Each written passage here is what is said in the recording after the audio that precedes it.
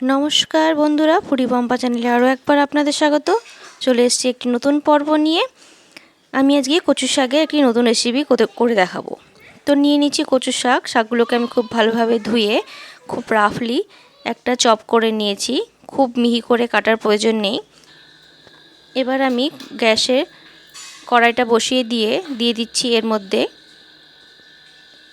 পরিমাণ মতো জল। সেদ্ধ হওয়ার জন্য যতটা জলের প্রয়োজন ঠিক ততটাই জল দিতে হবে। এবার একটা ঢাকা দিয়ে আমি কচু শাকটা ভালোভাবে সেদ্ধ করে নিচ্ছি।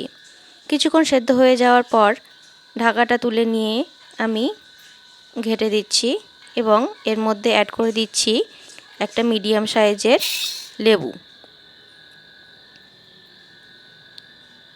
এরপরে আবারও আমি ভালোভাবে ঘেঁটে নিয়ে ঢাকা দিয়ে বেশ কিছুক্ষণ সেদ্ধ করে নিচ্ছি।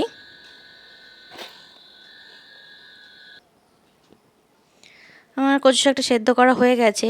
লেবু দেওয়ার জন্য দেখুন রঙটা ট্রান্সপারেন্ট হয়ে গেছে। এবার আমি জল থেকে কচু শাকটা ছেঁকে নেব। কচু শাকটা ছেঁকে নেওয়া হয়ে গেছে। এবার আমি কড়াইয়ে তেল গরম করে নিয়েছি। দিয়ে দিচ্ছি 4 পিস মাছের টুকরো। এখানে আমি 2 পিস মাথা এবং 2 পিস এমনি মাছের টুকরো দিয়েছি। আপনারা আপনাদের ইচ্ছে মতো মাছের পিস ব্যবহার করতে পারেন। এবার তেলের সাথে মাছটাকে খুব ভালোভাবে মিশিয়ে নিয়েছি এবং মাছটা খুব ভালোভাবে ভাজা হয়ে গেলে এর মধ্যে দিয়ে দিচ্ছি কালো জিরে, রসুন এবং কাঁচা লঙ্কা দিয়ে আবারও বেশ কিছুক্ষণ ভেজে নেওয়ার পর এর মধ্যে অ্যাড করে দিচ্ছি কচু শাক। এবার আমি একটু নেড়ে চেড়ে নিয়ে এর মধ্যে অ্যাড করে দিচ্ছি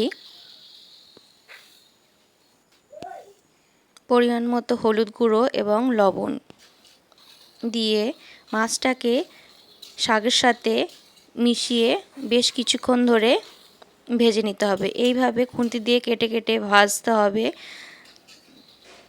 এবং মাছের সাথে শাকটাকে মিশিয়ে নিতে হবে। খুব ভালোভাবে মেশানো হয়ে গেছে। এবার আমি গ্যাসের ফ্লেমটা অফ করে দিয়ে তুলে নিচ্ছি। দেখুন কত সুন্দরভাবে কচু শাকের ভর্তা তৈরি হয়ে গেছে। এইভাবে একবার হলেও তৈরি করার অনুরোধ রইল। ভিডিওটি ভালো লাগলে একটি লাইক করবেন। যারা আমার চ্যানেলে নতুন, চ্যানেলটিকে সাবস্ক্রাইব করেনি তারা চ্যানেলটিকে সাবস্ক্রাইব করবেন এবং পাশে থাকা বেল আইকনে ক্লিক করবেন যাতে পরবর্তীতে নিয়ে আসা ভিডিওগুলো তোমাদের কাছে খুব তাড়াতাড়ি পৌঁছে যায়। তো ভিডিওটি শেষ পর্যন্ত দেখার জন্য অশেষ অশেষ ধন্যবাদ।